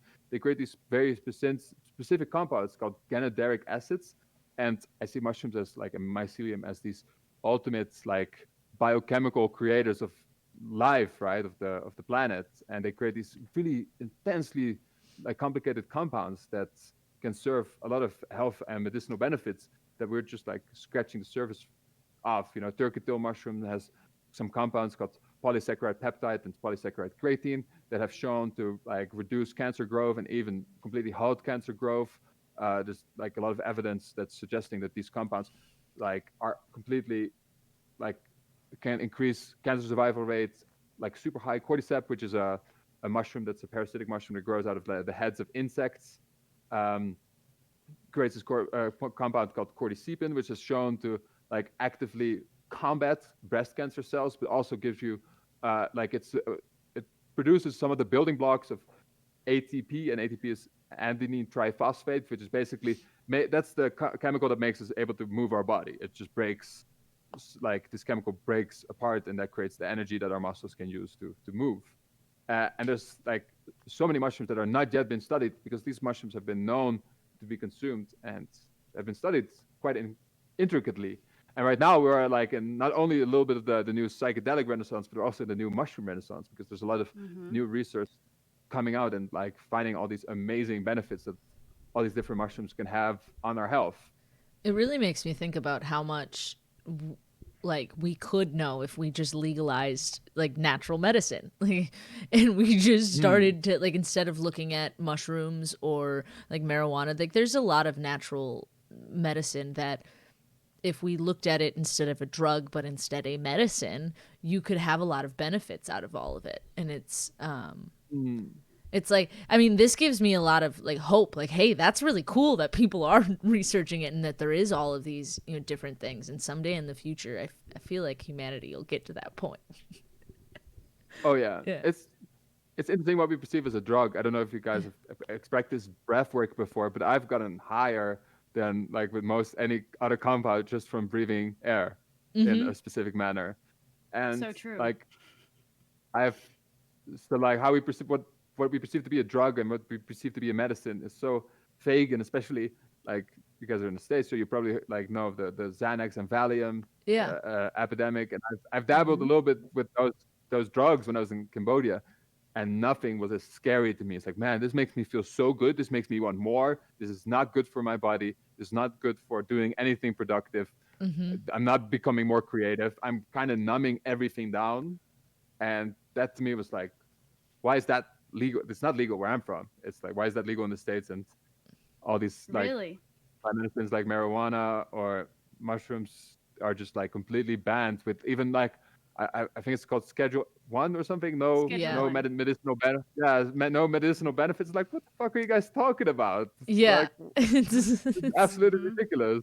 it Yeah, really Schedule is. One narcotics is, Mm-hmm.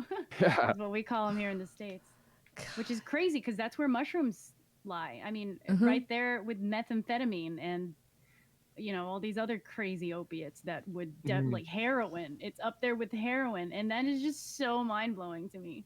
Mm-hmm. They're not even made Mm. of the same stuff. I mean, they're completely different categories of drug.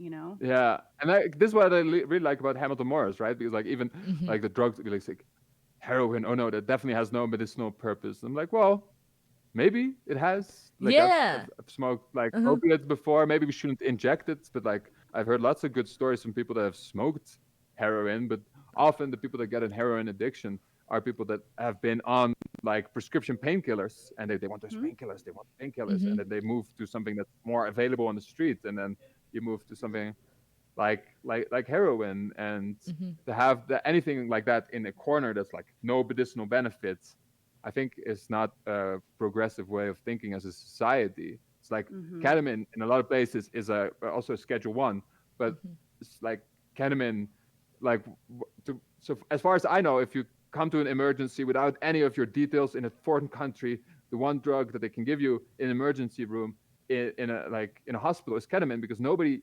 ever, as far as I know, maybe I'm wrong, and please tell me if I'm wrong, has had like a allergic reaction to ketamine. So there's like a painkiller that was used a lot, and now there's a lot of new research that's coming out that ketamine might also be a ridiculously powerful tool in the fight against depression.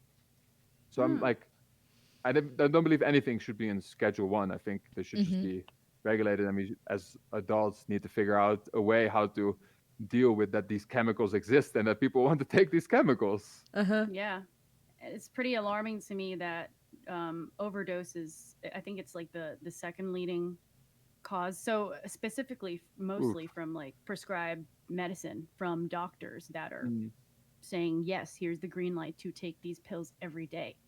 I think it's the second leading death, second biggest cause in deaths in America. It's crazy. Whoa, Yeah. that is So pretty crazy. yeah, there's That's, something really messed up with the law schemes over here. that's Yeah, really, and like, gosh, what? That's so stupid.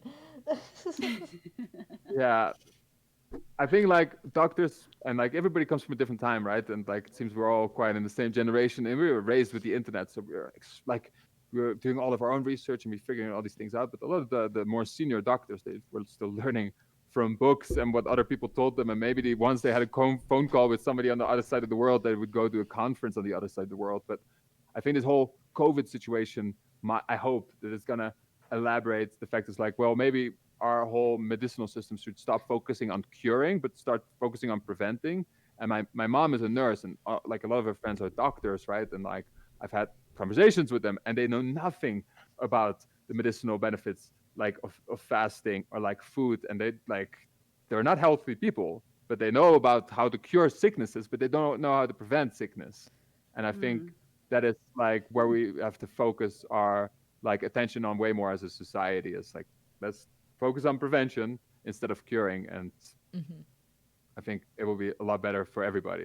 But who knows? Yeah, I've never, absolutely. I've never thought about it that way, but that is a much better. It is a. It's a very backwards way of looking at things. Like treat yourself like shit because it's fine. We know how to Mm, cure you from everything. And it's like, that's not, you're never going to be able to cure people from everything. So why not just teach them how to not treat themselves like shit? Like, yeah. I always said that if obesity or some sort of like disease like obesity had a cure in a pill form, then there would be no Mm, obese people in the world. mm-hmm, And it's a really good metaphor for all really other sicknesses that um, can be cured by a pill. It's like not. I think everybody's mentality is like, yeah, if you can find the cure in a pill, like an antibiotic, it can mm-hmm, cure this. But it's like there's you don't see the repercussions of taking this like fix all one cure all pill. You know, you're messing up mm, your intestinal flora, for instance, with taking just an antibiotic. And mm. think about everything else that happens if you regularly take opiates. Nobody really thinks about how your body is trying to balance like taking these every day. mm-hmm, Mm. I really love that like somebody from so long ago, I think it's 2,300 years ago, Hippocrates, who's a Greek philosopher, and he said Mm-hmm. famously, "Let food be thy medicine, and medicine be thy foods."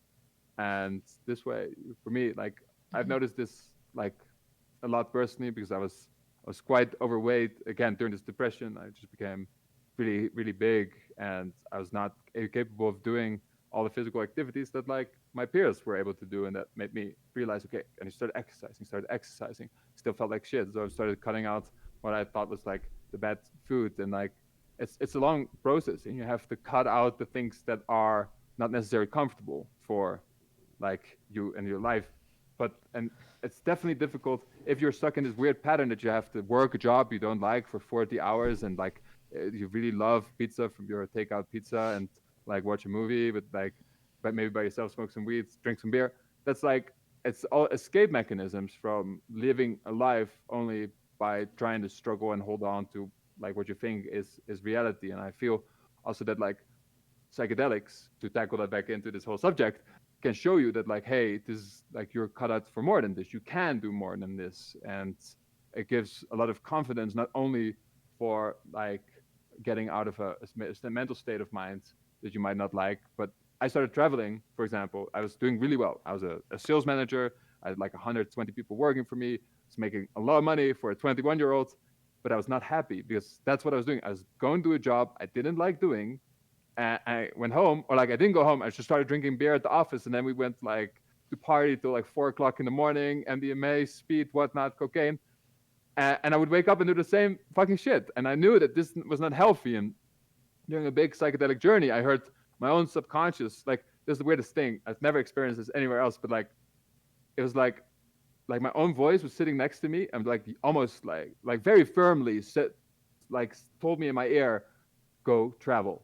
And I was like, okay, Hmm. I know what I need to do. Next day, I just quit Mm-hmm. my job. I was like, okay, this is what I need to do. I just go with this strong gut feeling, and everything worked out in the end, you know. But like being confident, and I like, again, where like what you were saying is like, because somehow you perceive death in a psychedelic experience, like Mm-hmm. you, a part of you dies and transforms into something else. That gives you so much confidence to do any other radical step. And it doesn't have to be like, go say goodbye to everybody you love and everything you know and go travel the world by yourself with only a Yeah. backpack. But it can possibly mean quit the job you don't like, or Yeah. like move out, like move out to where other friends that you might like more are living somewhere else in the country. But do sometimes change needs this radical step, and for me, psychedelics have given myself the confidence to take those steps. Yeah, for sure. Yeah, that's incredible. I love hearing about your journey, and like I would never have thought that you were somebody who was, struggling with depression, like overweight. Just looking at you now, just your outlook and stuff, and what you preach, would never have thought that. But it's pretty incredible how you've made so many drastic changes in your own life. Uh, Thank you. yeah. Quick question from chat. They want to know if OJ, like, what does OJ do when you take psilocybin? Oh, And orange why? juice. Yeah, yeah, yeah. Orange juice. I'm sorry. Oh, Yeah. this is a Is thing? it I didn't true? know. Yeah. Apparently, it's a thing that people chug a glass of orange juice and take mushrooms with it. Why does that work? And what does it do?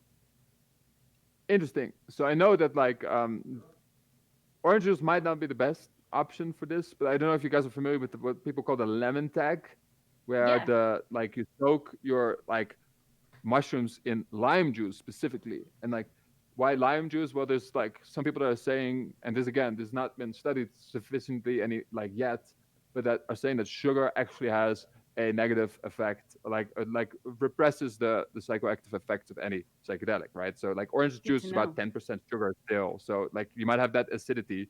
But why a lot of people like the lemon tag and soaking their mushrooms in lime juice is that it um, so mushrooms are created like have lots of different compounds, and they're mainly polysaccharides. It's actually 90% water, but they're mainly polysaccharides. And polysaccharides are these really long, complex sugar chains that are not necessarily easy to process by our own body. And but one of the main building blocks of why mushrooms have their shape, it's called chitin. And chitin is the same polysaccharide, like the building block of the exoskeleton of insects. And it's really tough, and we cannot digest this chitin. But if you soak your mushrooms in lime juice, you extract the the active compounds of the mushroom, then you can drink the lime water. And often people eat the mushroom because you don't fully extract it just yet, and then you have a faster outcome. So as often people perceive to have a shorter duration. So instead of like 30, 40 minutes that you feel the mushrooms coming up, if you soak it in lime juice for what I believe is, I generally do 10, 15 minutes, but I also just generally like to eat and taste the mushroom. So I'm not the biggest fan of the lemon tech. But in 10, 15 minutes to 20 minutes, you can actually perceive the effects. And some people also perceive to have a shorter duration. So instead of 5 to 6 hours, they perceive 3 to 4 hours by soaking it in lemon juice. And maybe if you eat the mushrooms and then chug orange juice straight after, that might give a similar experience. I know also a lot of people don't like the taste of mushrooms, so maybe it's like to just wash down the flavor of the mushrooms. Hmm. Yeah. Interesting. Yeah, taste of mushrooms never really bugged me, but that's kind of more personal preference. It just tastes really mushroomy. A lot of people are like, "Oh, it Really tastes like dirt." I'm like, "No, dirt tastes like dirt. Mushrooms taste like mushrooms." Yeah. It's I actually, get so excuse offended. me, I gotta go pee real quick. Yeah, go 1 for minute. it. I gotta Yeah. go pee. Mm-hmm. Uh, Drinking that cacao and tea is what he made before stream. for Yeah. sure. Quick side story. Megan and I actually, my first truffle trip was with Megan. Is and- that and what Sam, and- Heartstrings is about? Yeah, I wrote it literally right after that trip. I It's went home literally and I wrote about that me, song. guys. It's about Yeah, so me. I make this What I joke every say- time, but this one is truly about me. Yeah, it was like, I mean, hands down one of the most crazy visual journeys. It wasn't even scary. Like, shit was shifting for me. You know, everything looked like it was a big movie scene, as in like my perception. I feel like I could see more colors and like Yeah. I was seeing more lights, probably because my pupils were really dilated and you're actually letting in a lot more light than normal. But like it was beautiful, it was really pretty. Everything was, I mean, another funny thing, I was like, guys, you should wear your bathing suits because you're gonna want to take your clothes off. And like towards the end of the trip, we Yeah. were all like in our underwear. Yeah, we did all have our bathing suits on. We did all go. It was great because we were on the river. That was so. I don't think that there was a better place to take a psychedelic than in Amsterdam on the On the river. banks. Okay. Oh yeah. Welcome back. Yeah. Welcome back. At the back. Yeah, let's see. I'm going through my list of questions here, trying to get to everything. Megan, did you want to ask anything in particular? No, keep going with your questions. All these questions are great. I did want to ask. So you mentioned the stoned ape theory briefly. Oh, yeah, How do you Mhm. think that is like a high probability of what happened, or if it, like in your opinion, do you think it's played an effect in evolution? I think it's a very romantic story. It sounds really cool, right? Yeah, apes ate mushrooms and became smart. Yeah. The only That's thing essentially that what I'm the theory is, missing, right? yeah, the only thing that I'm missing is like how does that pass on to next generations? Like how does that cognitive enhancement pass on to next generation? I understand how it can work as an individual, but do you create different genes then that you pass on to the next generation?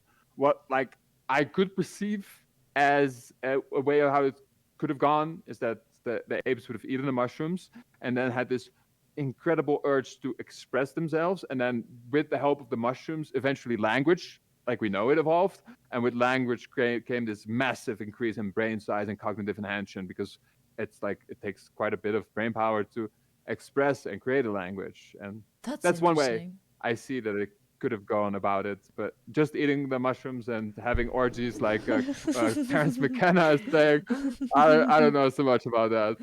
Yeah. That Speaking does of make a lot orgies and more creativity. sense though.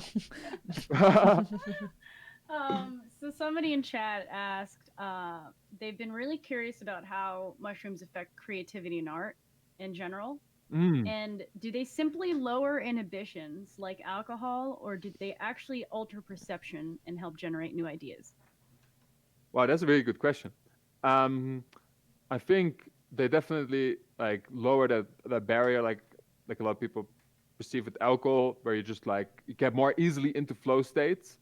And I have definitely personally experienced like a more higher sense of physical awareness and physical control on certain psychedelics, and not necessarily mushrooms. I think for me personally, I experience that more with LSD, where I just feel like if I have a really high dose and I go over the peak and like go into the cosmos and then return, that I come back as a superhuman. I have access to all of my memories, all of my knowledge, all of my power, and like I can do basically everything that I feel comfortable with doing. And I've experienced this mainly with like juggling, where I was like just doing moves that I've like didn't even think were possible just by going into that flow state. So I think there's definitely some more room for us to tap into, and like I'm really like looking forward that we get past this idea of like, okay, it works as a therapeutic medicine, but like what about like moving ourselves even further than baseline as humans with these powerful medicines, not only healing the people that are damaged and sick, but also how can we create better art, how can we create a better living for everybody. And like one of my favorite um, stories is like that the double helix of the DNA was discovered during an LSD journey, right? Really? So can you imagine like how?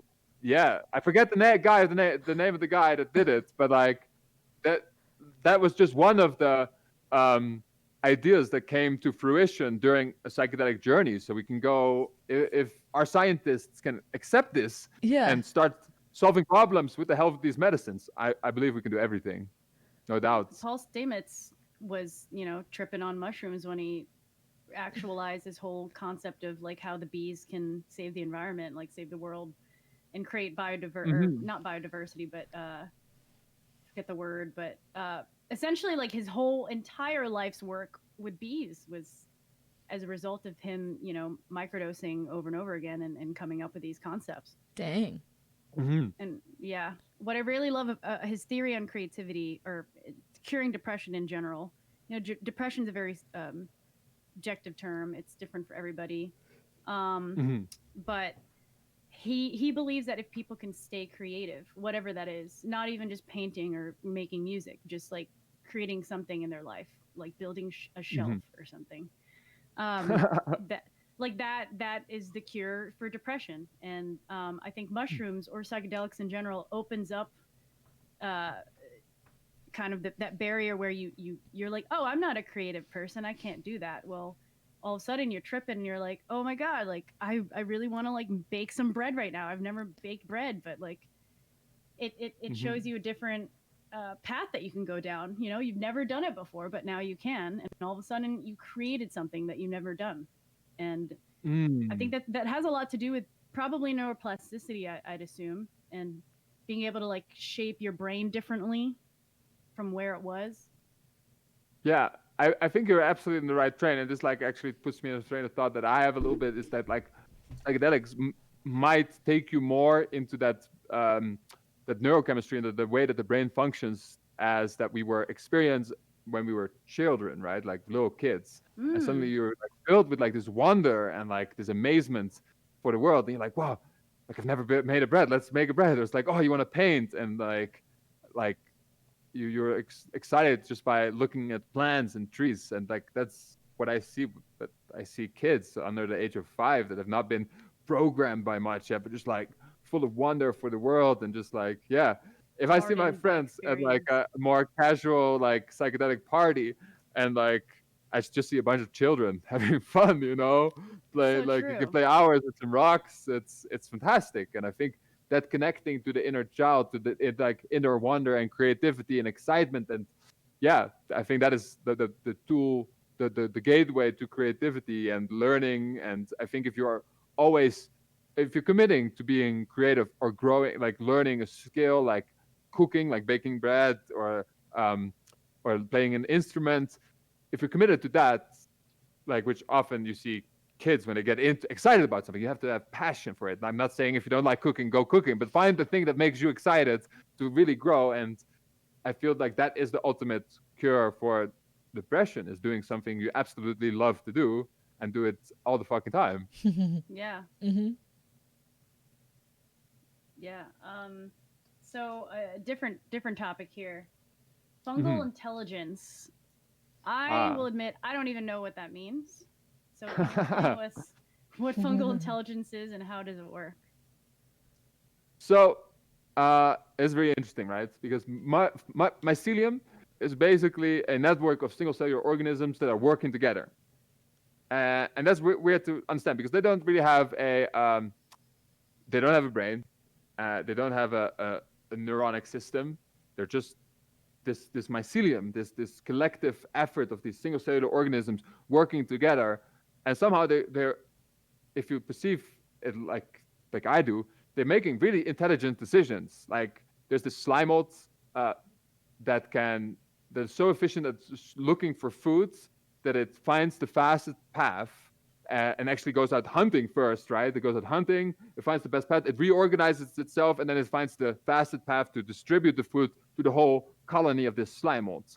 That to me is really, really Isn't intelligent. that the stuff that they And used to like make the train system in somewhere? Like they Tokyo, yeah. Wow. I've heard about that. Yeah, you might be able to explain the experiment better, but they like set up food sources in like a model of Tokyo, and they had the slime like come up with a better system than what they had. Holy shit. Yeah. Exactly. So they put up the pieces of oats on like the key center points of the Tokyo railway system, and they just looked at like how is this slime mold like makes this more efficient, and it actually found a better way to design this Tokyo railway system than they had previously done. And I don't know if they actually started implementing it from what they've learned from the slime mold.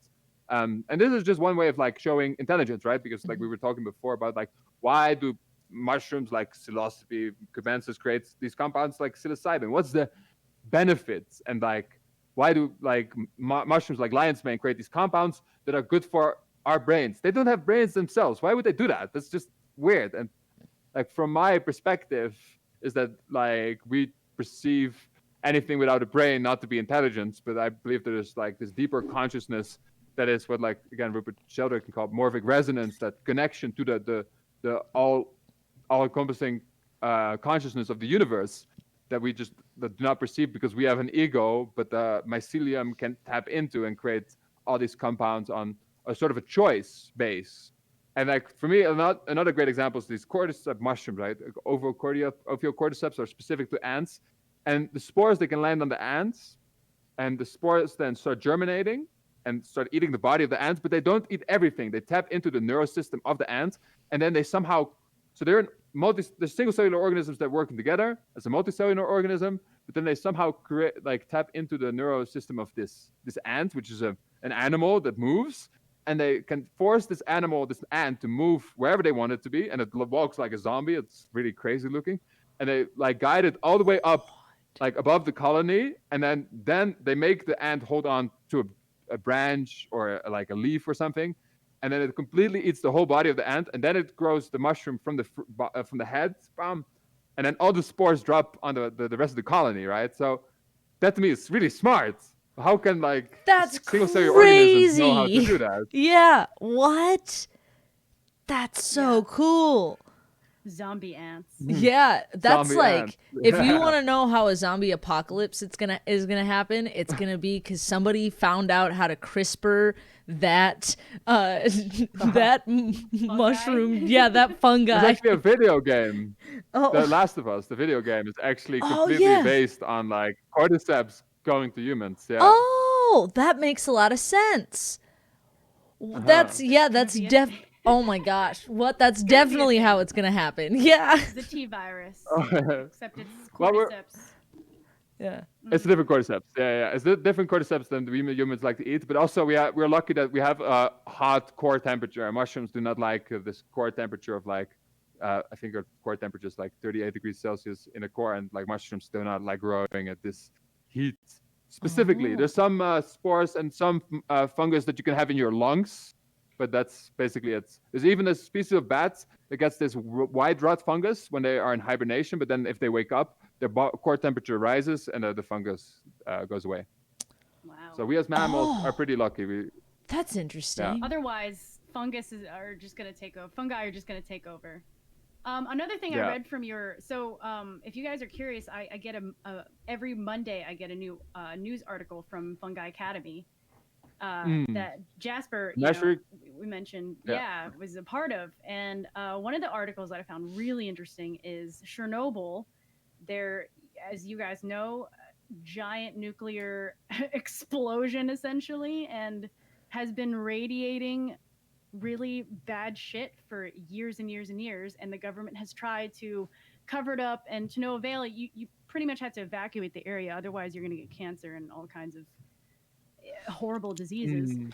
um, and it to this day is still like the half life. I don't remember the half life of the radiation, but it's like still kind of emanating this toxic Mhm. shit. Which they just found out there's a mushroom, a fungi that's been growing, that's been kind of eating away at this radiation, which is insane. It's like, how can Wow. something with no brain, something that's perceived as like dumb or not smart because it doesn't have a brain or consciousness, be capable of something so crazy strong, yet could kill people like us, like you and me, and like Yeah, fungi. it's ridiculous, right? So they're so adaptable, and there's even like so this fungus is actually only surviving on the food of this radiation. It's not eating anything else, and that's the really crazy part about this. And there's even some fungi that they found in several places in the world. Like I know that the second name is Mycosporae. It was found in the Amazon rainforest, and there's another mushroom that's found in like garbage dumps in Pakistan. But there's two species of fungi that I know of right now that are completely able to only survive on plastics. So when people talk What? about like, oh, we have a plastic issue, I know that No fungi at one point will way. evolve to just completely eat plastic, and then we just have to get all the plastic out of everywhere and just make these massive garbage piles, Of inoculate them, so introduce yeah. these fungi that Holy just shit. eat this plastic, and then you see these massive mountains of Yeah. plastic. You see them just shrinking. That's the future. Do Wow, you that know the is. species of mushroom that's doing that? Like, with Yeah, so I know the second name of the mushroom. Like, look at this technology, Anita.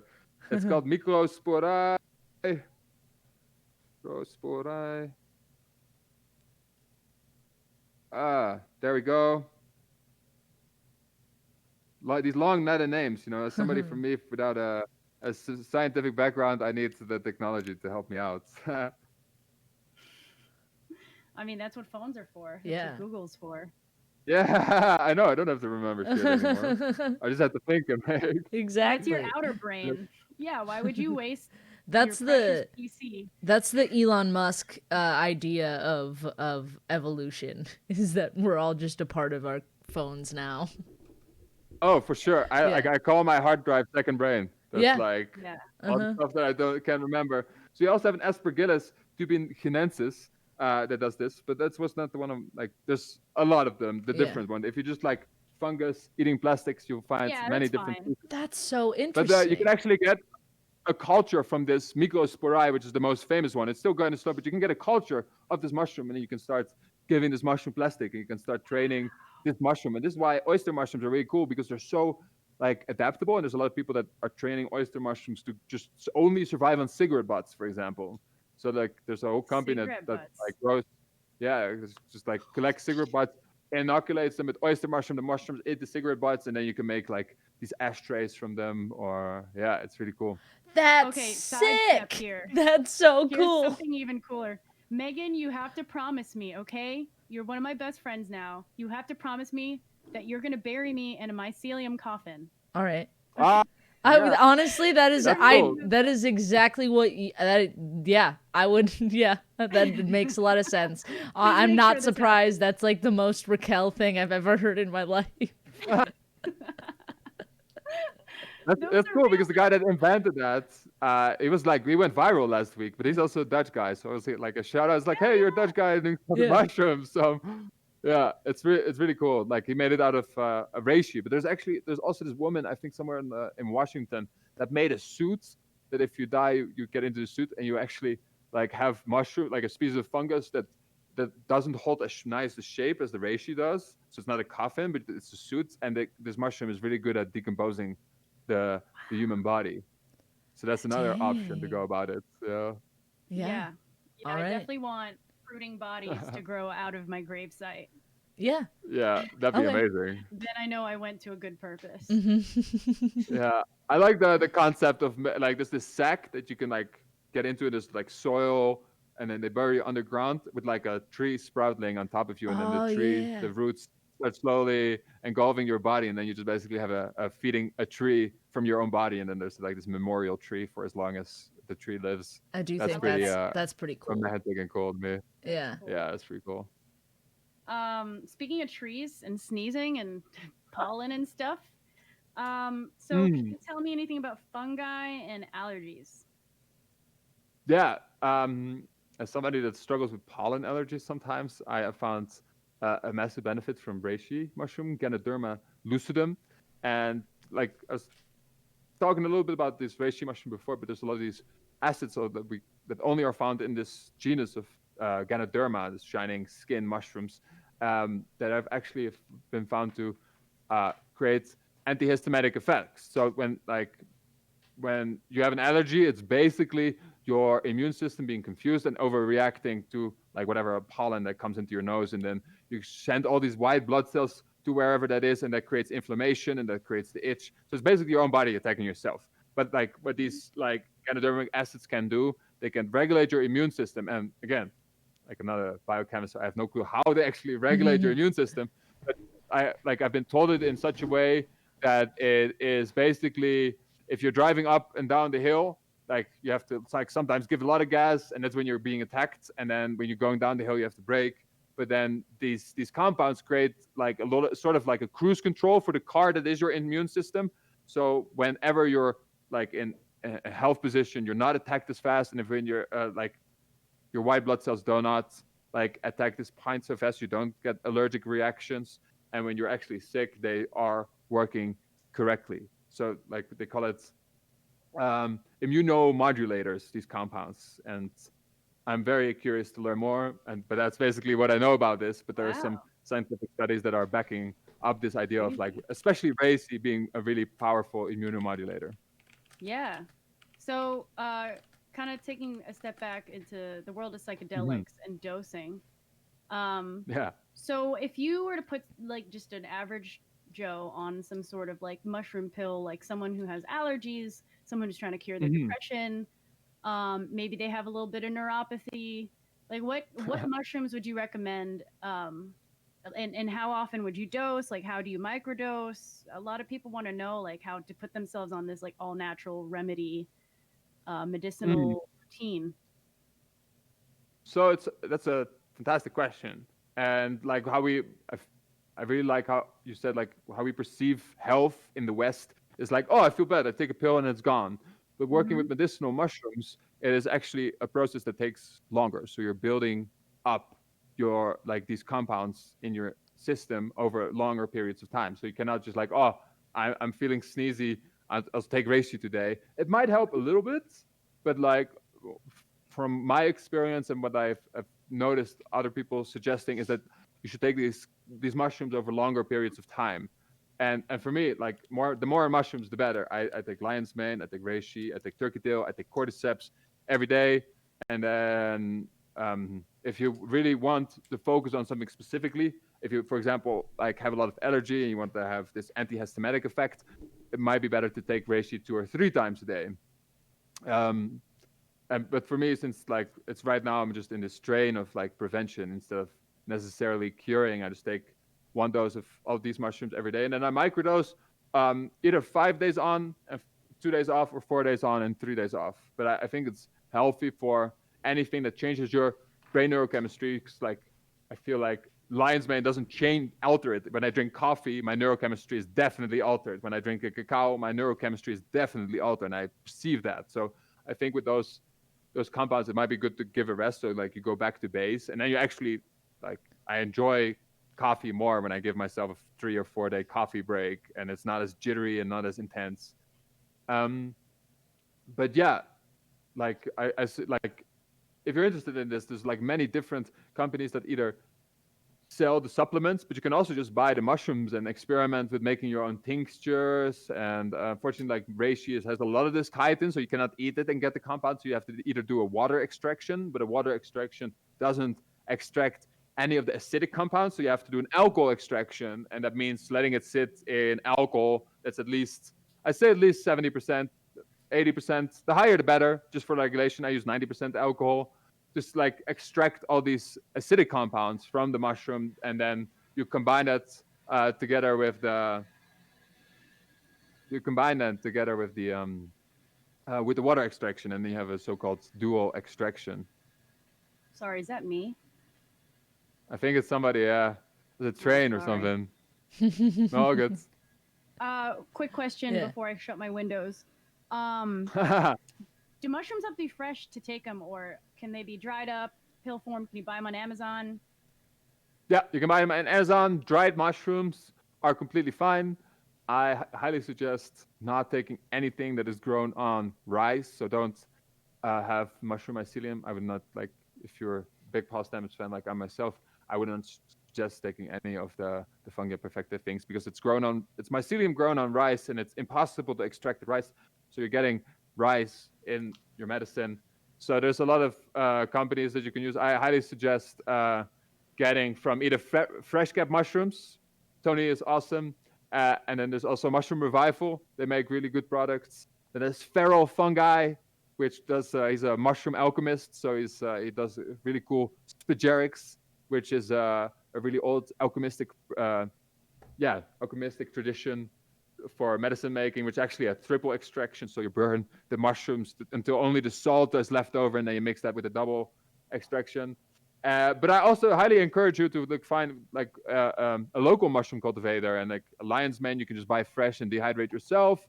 You can get grow kits if you want to experiment with growing yourself. And a grow kit is really easy. You just buy the grow kit. It's shipped to your door. There's instructions. The only thing you might have to do is spray water on it, and then you have mushrooms growing in your own house, which is super awesome. There's so many, like, if you want grow kits, I like cannot do anything else but shout out my homie Mike Tyson, MYC Tyson, best name in mushroom cultivation. But again, there's so many awesome local mushroom growing projects going on, and especially in the United States. So highly encourage anybody interested in knowing more about mushrooms to reaching out. It's like the mushroom community is really tight knit, and everybody's really, like, most people are really down to help people that have shown interest and want to learn more. Yeah, if you could also, I mean, I'm sure Jasper can provide us a list of his suppliers and everything that he's just listed off, but I could definitely give him a shout out on my Discord. And of course, you're welcome to also find his Instagram page where, you know, he links a lot of his buddies as well at Fungi Academy. At Fungi Academy. If you're interested in the newsletter, it's called Mushroom Magic on Monday. It's fungiacademy.com/newsletter. And we do a weekly newsletter. The team here, we discuss psychedelic news. We feature somebody that's working with mushrooms. We go deep in one mushroom, how to cultivate it, how to find it every week. And sometimes we also have some mycelium news, like the coffin was this week's highlight. So if you're interested in mushrooms and want to know more, please subscribe. Yay! Yeah. Heck yeah. Everybody make sure you go check out Jasper everywhere. Jasper, thank you so much for coming on to the podcast and talking to us. Oh, you're so welcome. About mushrooms. Yeah, my pleasure.